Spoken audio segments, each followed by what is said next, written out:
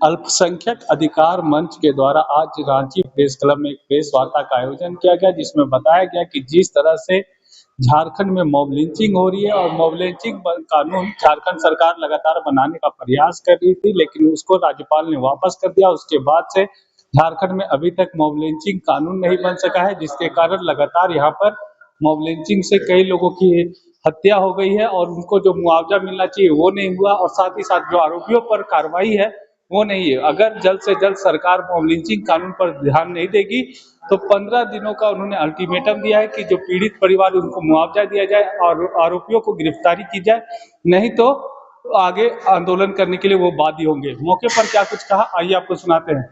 बड़गांव गाँव है, हमारा इमरोज अंसारी का अब्बा है मोहम्मद सुल्तान मियां। मेरे लड़का को और उसका लड़की का घर सामना सामनी है और झूठो आरोप दे दिया कि मैंने हमारा लड़की को ले दिया। अब कुछ नहीं था, मेरा लड़का सोया हुआ था, यहाँ हम सोए हुए थे, मेरा पत्नी सोई थी, बेटा सोया हुआ था। उसके बाद हमको दोनों लोग एक अचानक रात को मीटिंग किया, हमारा परिवार को और हमको दोनों को बांध दिया। उसके बाद मारना शुरू कर दिया। विजय चौबे आया और बोलता है इसको खुटान बांधो। खुटान बांध करके विजय चौबे मारना शुरू किया। पहले खूब तड़प रहे हैं, चिल्ला रहे हैं, लेकिन खोलिए नहीं रहा है कोई। बोल रहा है काहे मार रहा है यार, क्या बात है? नहीं साला तुम लड़की रखे हुआ था। हम कहले हमको कोई मालूम नहीं यार, हमारा लड़का साथ में सोया हुआ था, आप कैसे कहते लड़की ले गया थे? और जबरदस्त बांध दिया, मारना शुरू किया। उसके बाद बोल दिया विजय चौबे कि इसके यहाँ पिस्टन है, छापामारी करो। तो पुलिस गया, मेरे यहाँ छापामारी किया, कोई सामान नहीं निकला। सारा महुआ चावल सब छिटछाट दिया, कपड़ा लत्ता कुछ नहीं निकला। उसके बाद हमको बोला तुम्हारा और घर कहाँ? हमके टूटल फटल घर पुराना, चलो वहाँ। उधर से जा रहे थे तो लड़का हमको पीछे से जाके वहीं चिपक था, बस गया और सब पब्लिक घेर के लड़कवा को टांगी से, पत्थर से, कचरा से सबसे पहले विजय सुबह मारना शुरू कर दिया लड़कवा को। उसके बाद घींच के ला रहा है, मारते ला रहा है। फिर मेरा जहाँ घर है, जहाँ बांध के रखे हुए थे, वहां ला करके रोक दिया। उसके बाद लोग सब पीट दिया। उसके बाद पेट्रोल विजय चौबे छिटवा दिया कि इसको नहीं जाने देना थाना, इसको आग लगा के दो, नदी फेंक दो। उसके बाद विजय चौबे मैंने फिर पुलिस बोला नहीं ले चलो, बस खींच के लड़का तो वहीं मर गया। उसके बाद हमको गाड़ी में हमरा बांध ले, बारी गाड़ी में लोड कर दिया और लड़का भी लोड कर दिया। प्रशासन को बोल रहे हैं कि रोकिए गाड़ी, थोड़ा लड़का मर गया का पानी देंगे, रोक भी नहीं कर रहा है। हॉस्पिटल में गए, बांधने हमको हॉस्पिटल में रखे हुआ है और कितनों कर रहे हैं, छोड़बे नहीं कर रहा है। तो कह रहा है विजय चौबे अरे कहाँ इसका पुतौल लगा, जरबंद खोलो और इन लोग को भी बेइज्जती करो रे। तब हमारा पुतौल लोग भागने लगे, दौड़ने लगे। ऐसा तो हरकती हमारे साथ किया। विजय चौबे कौन है? गांव का है, उसका पत्नी मुखिया है आलिया देवी। विजय चौबे उसी का पति है। तो जिस समय ये घटना घटा था तो पुलिस था वहाँ? हाँ पुलिस था। हाँ पुलिस पहुंच गया था वहाँ। थाना प्रभारी? हाँ 6 बजे हमको बांधा गया। प्रभारी थे? हाँ थाना प्रभारी सुनील सिंह था वहाँ। 5 गो पुलिस था वहाँ सामने, उसका सामने कुछ लग गया लड़का को, और हमको भी बांध खोल भी नहीं रहा है। तो आप क्या चाहते हैं? आप हमको लड़का देखिए, कमाने वाला खिलाने वाला तो मर गया, कम से कम हमरा और वहाँ रहने के लिए कह दिया कि बेलने से इसको और मारेंगे इन लोग को। तो हम लोग डर से वहाँ नहीं रहते हैं, हम दूसरे जगह रहते हैं। हमरा कुछ आप लोग भाईचारा लोग सब बोल रहे हैं कुछ मुआवजा दिलाइए और हमको कुछ नौकरी वोकरी दिला दीजिए। गिरफ्तारी हुआ उसका? गिरफ्तारी हुआ लोगों की गिरफ्तारी नहीं, 4-5 को हुआ है, बाकी होबे नहीं किया। विजय चौबे भागल है। पत्नी के साथ में भी आप मार? हाँ पत्नी भी बांध दिया था और हमको भी बांध के बहुत मार हुआ है ना। इतना कचरा के देखिए वीडियो तो बहुत वायरल हुआ है। हमको मार मार के एकदम पूरा, ये देखिए आँख ताक, ये देखिए अंगुली टूट गया, ये पैर में भी टूटा हुआ था, उसमें भी मार दिया, चलने फिरने नहीं सक रहे हैं। तो गाँव में अभी आप छोटा भाई और जो नीचे हो रहा है इस तरह से, जो वहाँ का मुखिया का पति है, जो सारा कांड किया है एक मीटिंग के द्वारा करके पूरा हिंदू समाज में, वो इस बार जिला परिषद में खड़ा होने के चलते ऐसा कांड करवाया है जो देखने लायक है। आदमी को आज हमारे गांव में हुआ है, कल किसी और भाई के साथ भी हो सकता है। वो अगर बाहर रहेगा तो ऐसा ही करवाएगा ना, वो बार बार ऊंचे पद में खड़ा होने के लिए एक से एक कांड करवाएगा, हिंदू मुसलमान करवाएगा। वो बार बार यही धंधा चलता रहता है, उसको मंजिद करवाता है। वो हमेशा ना कोई विवाद उठाते रहता है वो विजय चौबे। मतलब अपना जो गांव में वो है हिंदू समाज में, पूरा अगल बगल गांव में बैठक करवाया है और पूरा वहाँ का जो भी है राशन दुकान जो हिंदू लोग का है, सब्जी वगैरह जो भी है सब चीज बंद करवा दिया हम लोगों को। मतलब इतना संगठन बना लिया है, चारों गांव पे उधर जितना भी गांव है, सगर मीटिंग कर करके उन लोग को भाई लोग जा जाके ऐसा माहौल बना दिया है अलीगढ़ गांव में, जबकि 144 धारा लगा हुआ है, फिर भी ऐसा ऐसा काम करवा रहे हैं। क्या चाहते हैं इस मामला में? हम इंसाफ चाहते हैं कानून से, और विजय चेबो को फांसी का सजा होना चाहिए। उसको जो मैन वो आदमी है, सारा षड्यंत्र रचा है, मैन वही है मुंडाले जो ऐसा कांड करवाया है। तो आप लोग अपने घर में नहीं रह रहे हैं? अभी तो घर में हम लोग नहीं रह रहे हैं। डर रहे हैं? डर रहे हैं ना, ऐसा गांव में माहौल बना दिया है। आप वहां पे जाके पता भी कर सकते हैं, कोई भी हिंदू का समाज का, कोई भी मुस्लिम समाज में ना गाड़ी में बैठने देते हैं, ना राशन देते हैं, ना सब्जी वगैरह कुछ भी नहीं देते, सारा बंद कर दिए।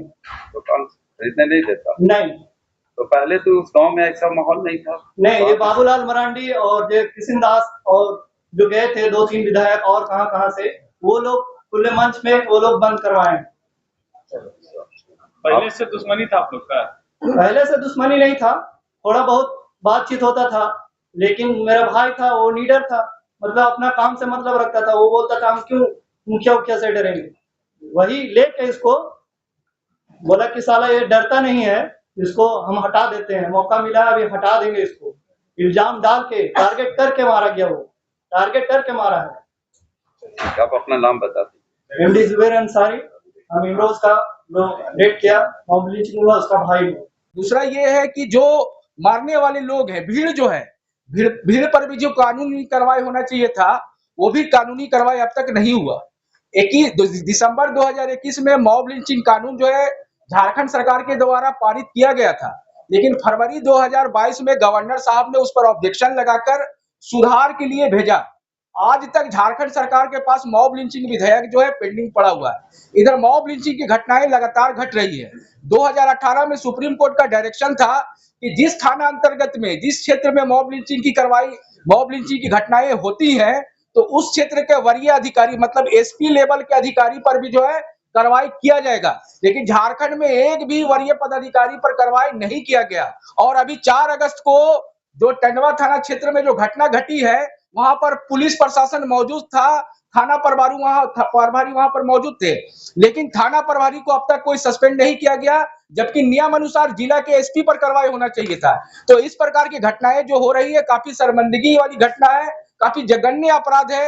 हमारे साथ में पीड़ित परिवार के भी कई लोग आए हैं, इन्होंने भी बताया कि उनके साथ किस प्रकार की घटनाएं हो रही है। और यही नहीं, विपक्षी दल जो भी है, चाहे वो भारतीय जनता पार्टी हो या कोई भी पार्टी हो, वो वहां पर जाके लोगों को भड़काता है, वहां पर वो हिंदू मुसलमान करता है, जबकि ये झारखंड है, यहाँ पर झारखंडी भावना चलता है, लेकिन उस भावना को भी दरकिनार किया जाता है, आदिवासी मूलवासी मामलों को दरकिनार किया जाता है, और कहीं ना कहीं सांप्रदायिक रंग देकर सौहार्द को बिगाड़ने का भी प्रयास किया जाता है। अभी तत्काल में बाबूलाल मरांडी और पूर्व विधायक कृष्णदास जी वहां पर गए, वहां पर जो रहने वाले अल्पसंख्यक समुदाय है उसको बहुसंख्यकों का डर दिखाया गया, उनका जो जीवन यापन का जो रोजमर्रा की जिंदगी जो लेन देन है वो सारा चीज बंद कर दिया गया।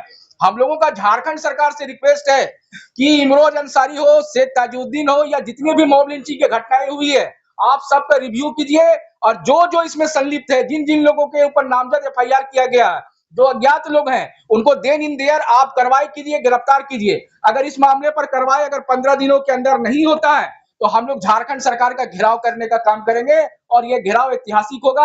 आज इस प्रेस कॉन्फ्रेंस मीटिंग में झारखंड के अलग अलग जिलों से, चाहे वो जमशेदपुर हो, चाहे चतरा हो, चाहे हजारीबाग हो, चाहे रांची हो, या दूसरे जो जिले हैं वहां के लोग आए, सभी लोगों ने संयुक्त रूप से कहा, झारखंड सरकार से मांग किया कि इमरोज अंसारी का मॉब लिंचिंग हो या दूसरी जो मॉब लिंचिंग की घटनाएं हुई है उस पर अगर पीड़ित परिवार को न्याय नहीं दिया जाता है, जो दोषी है उस पर आपराधिक मामला दर्ज करते हुए उसको फास्ट ट्रैक कोर्ट के तहत फांसी की सजा नहीं सुनाई जाती है, तो 15 दिनों के बाद झारखंड सरकार के खिलाफ हल्ला बोल किया जाएगा, घेराव किया जाएगा, जो ऐतिहासिक होगा। नहीं, मुआवजा का पहले से प्रावधान है। पीड़ित प्रतिकार अधिनियम 2018 के तहत इस प्रकार की कहीं पर घटनाएं होती है तो जिला के डीसी देन इन देयर मुआवजा देंगे, लेकिन मुआवजा में भी देखिएगा कि भेदभाव किया जाता है। अब तक पीड़ित परिवार को मुआवजा भी नहीं मिला है और ना ही उनका पुनर्वास किया गया है। पुनर्वास का भी प्रोविजन है, सुप्रीम कोर्ट का जजमेंट है, हाई कोर्ट का भी डायरेक्शन है, झारखंड में 2018 में कानून है पीड़ित प्रतिकार अधिनियम 2018, लेकिन इसका भी पालन नहीं होता है।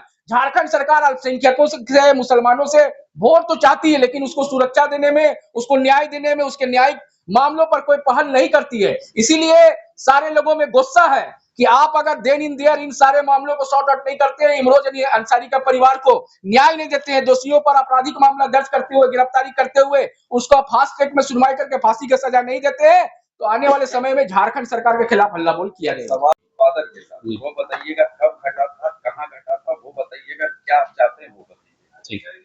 ठीक जी, चलिए बोलिए अपना नाम से। मेरा नाम तबरेज आलम हुआ। मैं जमशेदपुर गौसनगर कपाली का रहने वाला हूँ। मेरा पिता शेख ताजुद्दीन, उनका लिंचिंग कर दिया गया था। सापड़ा गांव करके है जमशेदपुर में, वहीं पे। कब हुआ था? ये 8 दिसंबर 2024 को हुआ था घटना। और बहुत सारे लोग का नाम नहीं याद है, 4 लोगों का कहीं एफआईआर दर्ज हुआ था और वो लोग जेल में भी था। बट अभी लोग ये वो निकल गया शायद बेल में। नेम्ड एफआईआर 4 लोग पर हुआ। हाँ, 4 लोगों पर नेम। चार क्या लगाएगा? लिंचिंग का तो हम लोग बोल रहे थे, बट वो एफआईआर में आदमी में तो लिंचिंग का मामला नहीं दर्ज। वैसे ही 4 लोगों का करीब 7 आदमी ज्यादा था। पुलिस पहले बोला कि भाई हम लोग 3 आदमी हम जोड़ेंगे, लेकिन नहीं हुआ। और अभी केस चल रहा 2024 से 2026 हो गया, कुछ भी ऐसा नहीं हुआ और वो लोग बेल में बाहर है। क्या एलिगेशन लगा के आपके पिताजी को मारा गया? दाढ़ी थे उनके, बकरी चोर है, दाढ़ी देख के मुसलमान सोच के मार दिया गया। और कपाली और सापड़ा गांव ज्यादा डिस्टेंस नहीं है, 6-7 किलोमीटर डिस्टेंस में है। और हमेशा वो जाते थे पैकार, मतलब बिजनेसमैन थे, पैकार सब्जी उब्जी भाजी के लिए जाते थे। तो दाढ़ी देख के मार दिया गया, लिंचिंग कर दी। कितने लोगों की अभी तक गिरफ्तारी 4 लोगों की सिर्फ गिरफ्तारी हुई थी। 4 लोग। जी, अभी क्या चाहते हैं? वही कि सब सारे लोगों को सजा मिले। क्या बेल मिल गया? सारे लोग बेल में बाहर में अभी। घर आया था आपके? और हम अल्पसंख्यक जो है, हम आए थे घर और आश्वासन दिए थे कि आप लोगों को न्याय मिलेगा, बट ऐसा कुछ नहीं हुआ। 2 साल होने वाला है। 2 साल हो गया। सविता मातो जी भी, नहीं, विधायक सविता मातो जी भी आई थी घर और वो भी बोली थी सारा चीज जो भी था ये सब में सबको सजा मिलेगा और आप लोगों को हेल्प भी करेंगे हम लोग हर चीज के लिए, लेकिन कुछ भी ऐसा नहीं हुआ। मुआवजा और सरकारी नौकरी का ही वो आश्वासन देके गया था, लेकिन कुछ भी ऐसा नहीं। मेरा नाम तबरेज आलम हुआ। मेरा पिता शेख ताजुद्दीन, उनका लिंचिंग कर दिया है।